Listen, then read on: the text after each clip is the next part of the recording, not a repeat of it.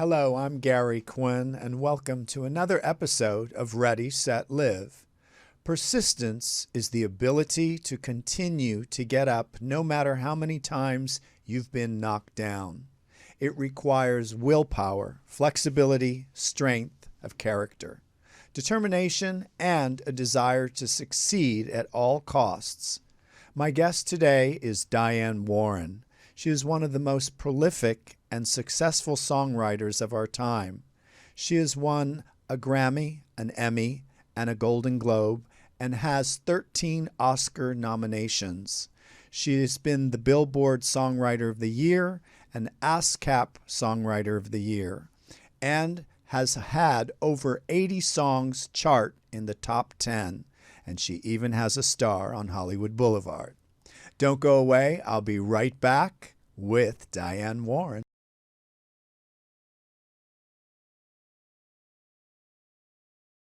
Hi, Diane. Welcome to the show. Hey, well, thank you for having me. So you still have an incredible career.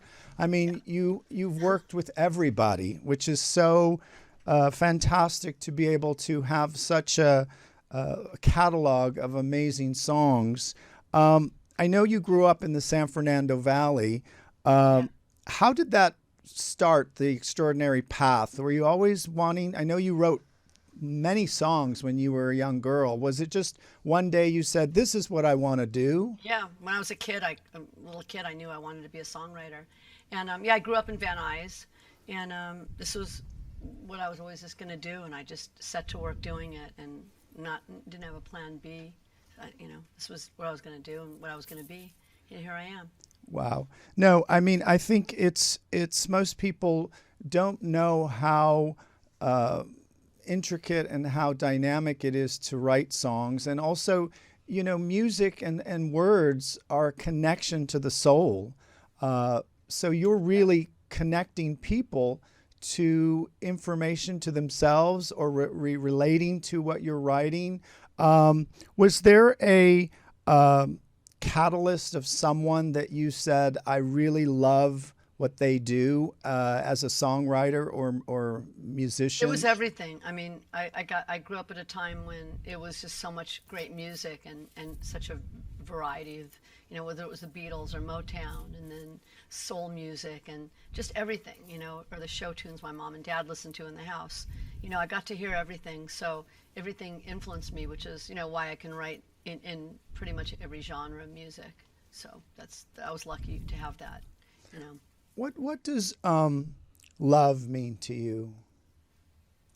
That's a good subject for songs. I know. I don't know. What does love mean to you?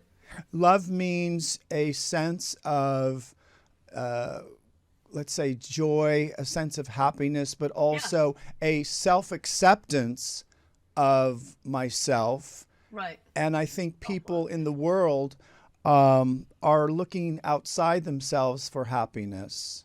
So probably when they hear a Diane Warren song, you inspire them or you give them that heart connection to themselves. That would be great. I hope I do. I hope that's what happens. I know I read something where when you get an idea for a song, you immediately, sometimes if you're out and about, you'll call your machine at home or phone and leave a message for yourself. Is that still how you work? Or I know you have that secret room at your studio that hasn't been cleaned in 17 years? 17, no, try like 30. over 30 at this, close to 40. I don't know. I still have that room. I love working there, but I have a new building and I work here too where my studios are. Did I answer the question? I can't remember what you just asked. About connecting to the love energy for people, that you inspire them by connecting through something you write or love. When it's done right, yeah. And because music's so powerful, and just what, I'll run into people and they'll tell me what a song means to them, or they'll send me notes, or it's just like, and stuff you don't even know, like something I even forgot that I wrote, like you never know what what effect a song can have on somebody. You know, music really, it does go straight to your heart. It doesn't go to your mind. It goes to your heart. So it's a pretty powerful thing. Do you ever find that when you have moments of, let's say, doubt, or you feel, something depressed about something, does the music, is that inspire you to write more, or do you listen to something to kind of take you out of that energy? I just work through everything. Okay. So you're kind of a work in progress every day. Always. I'm always a work in progress. And my work is a work in progress. And I always just want to get better at it. What has been the biggest challenge that you've had in your life so far? I'm pretty lucky that, look, there's challenges, of course, but I'm lucky that I get through them. And is there like a ritual that you do to help you get? Do you meditate? No, I show up. You show up. Okay. You show up and show out. That's right. I just show up and do the work. It's pretty simple. And I think a lot of people don't do the work. Yeah. Why do you think people are so unhappy these days? The world's a crazy place right now. There's a lot of, a lot of people are weirded out. The pandemic, and just the state of the world. Look, it's Earth Day today. Look what we're doing to the planet. Look what we do to the animals on the planet. I'm a big animal activist, and it's just, it's heartbreaking to me what we do to the creatures on this planet that have every right to live on it, if not more so than us. And animals have a frequency that they're better than us. Yes. They have a higher frequency, and they're way better than us. Yes. Do you have dogs or cats? I have a cat named Rabbit, and I also have a rescue ranch in Malibu, a farm animal rescue ranch where there's like 50-something animals. Every kind of animal is there. So, and they most of them have been rescued from slaughterhouses. So, if you want to do something good for the planet and the world, go vegetarian, go vegan. Yes. Do you? What's your favorite vegan dish? God, I like all kinds of stuff. You can get basically everything vegan these days. I love pizza. Yeah, it's funny. I had a vegan lasagna that was just amazing. Yeah, you can't tell the difference. No, you can't. There's so many, and even the cheese, like the cheese, it took a while for them to get it right, but yes, it didn't melt correctly. Yeah, exactly. But now it does. I don't know what they put in it. Yeah, I know, right? It's probably plastic. It's better than real cheese. It's plastic. Well, I hope not. Who is your biggest inspiration musically that you said, oh my God, I met him or her? Well, I was a giant Beatles fan growing up, and last year the coolest thing happened. It was last year or the year before. This time is so weird right now. Ringo Starr asked me for a song, so I gave him a song called Here's to the Nights. And my idea was, like I said, let's get your old friends and new friends to sing on it with you, because it's a sing-along song. But my idea was like Paul McCartney. And he reached out to Paul, and Paul was the first person to say yes. So I had two Beatles on my song. Not only that, it was, it was Dave Grohl, Sheryl Crow, Lenny Kravitz, Chris Stapleton, Yola. I'm leaving people out. I can't remember who else was on there. It was like this whole big superstar, version of the song. But the main two being, Paul McCartney and Ringo Starr. So that was pretty like, it's still a pinch me moment for me. How great to work with the Beatles. Yeah, I have two of them. Who is still on the bucket list that you'd say, Gary, I want to work with them still?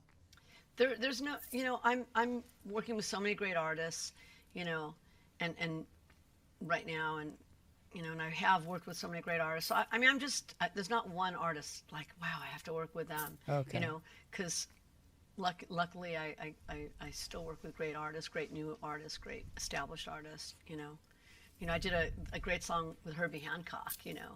The song that I wrote that he did that Miguel sings on. I can't wait till that comes out. Oh, nice. And that was exciting. I love working with legends like that. you know, or new artists I'm in the studio with.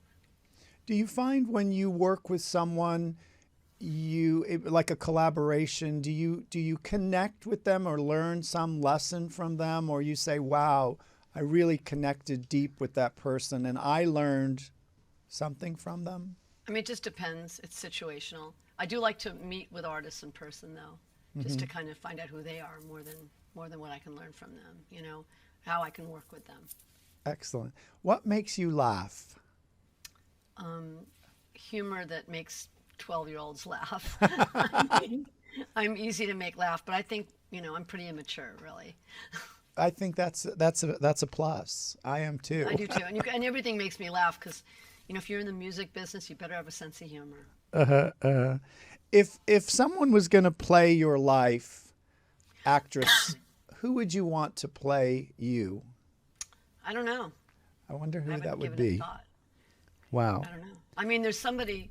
There's some. I guess there's a project happening that someone's kind of attached to, playing the younger me, but I can't say who that is. But, Okay. but as far as me now, I don't know. What ignites your sense of injustice? Harm done to animals. Mm-hmm. That's what gets me. You know, any injustice has been, you know, harming the innocent. You know, whatever it is. You know, but animals are my. Yeah, they're little souls. You know, I used to have a little miniature pin dog so years cute. ago, and she was 15 years old, and I used to talk to her, and I would take her to work. And I asked an animal psychic once, because when I was working in Italy, she passed. And there was a dog in Milan that one of my editors has, and this dog was a Chihuahua, always ba ba ba ba ba ba ba ba. And Bet was such a calm animal, and so when I went to dinner at their house that night, this dog, who's always barking and yapping, jumped into my arms, almost as Bet would, but in an energy of quietness. That was your dog. Exactly. And she said, absolutely, because I didn't get to say goodbye to her. I'm so sorry. And that animal was talking through me. Oh, no, 100%. When my soul cat, Mouse, last year passed away at almost 15, it just really ripped my heart out. I've never loved any living thing as much as I loved that cat. And I got another cat named Rabbit, you know, shortly after. And my Mouse is in this cat. Like, she does the exact same thing. When I take a shower, she waits outside exactly like Mouse did. You know, I know that she lives on through this cat. I believe that. So absolutely, that dog was your dog. And they give messages, for sure. They'll tell you what's going on. Oh yeah. There should be an animal anthem you write. Well, I've got a lot that anybody can use at any time. I mean, that would be great.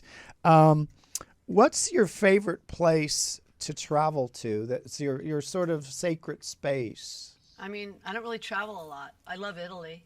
Oh, isn't it amazing? The pasta. Oh, everything about it. Yeah, pasta, of course. They have lots of vegan pasta in LA now. Yeah. You know, do you still dream big, right? Yeah. You can't dream small. Right. Why would you even bother dreaming if you don't dream big? Exactly. No, it's funny because when I asked Belinda that question, she said when she was a little girl, she would go and she had a box underneath her bed, and she would come home from school and do these kind of like almost incantations that she was going to be a rock star or famous. It works. It works. That stuff works. Well, it's the power of intention. Yeah, I believe in that. You know, and that's why I know you will win an Academy Award. Absolutely. It would be nice, you know. No, it's kind of you funny just now, have to know you are worthy of it, and you will win it. It's Thank just you. part of the intent, because you're a dynamic, amazing writer. You're a philanthropist, and you know the universe only gives to what we believe and receive, and that's why I know you will definitely have one. And I'm going to make that prediction on air today. Okay. Next yay. year, next Okay, year, I love it. you will be winning. Okay, I'm working on it now. I'll put the I'm gonna let's get put the Linda intention Fox. together, like the power of prayer. When two or more Yep. people are in alignment, bam, it happens. I believe in that. It happens. So answer these one little questions. What do you like to do on a Sunday morning? A Sunday morning, read the paper, have coffee, and I usually go to my ranch. Okay, cool. On Sundays. And what does God mean to you? God is God or the universe. What does God mean to me? There's something bigger than us. When we come back, I don't know if you believe in reincarnation, but I do.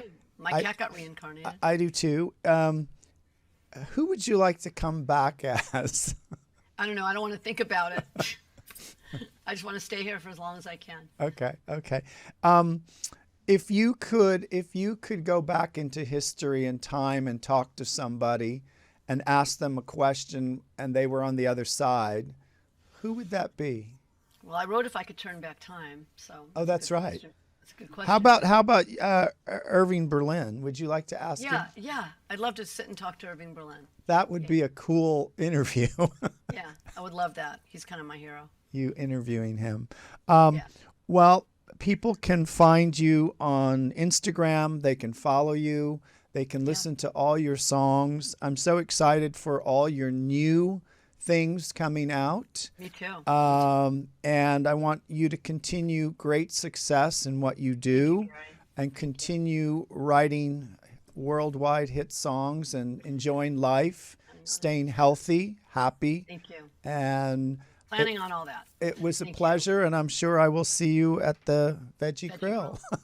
I hope so. Good to talk to you, Gary. Thank you, Diane. Lots of love. Until next time, I'm Gary Quinn. Join me for another episode of Ready, Set, Live.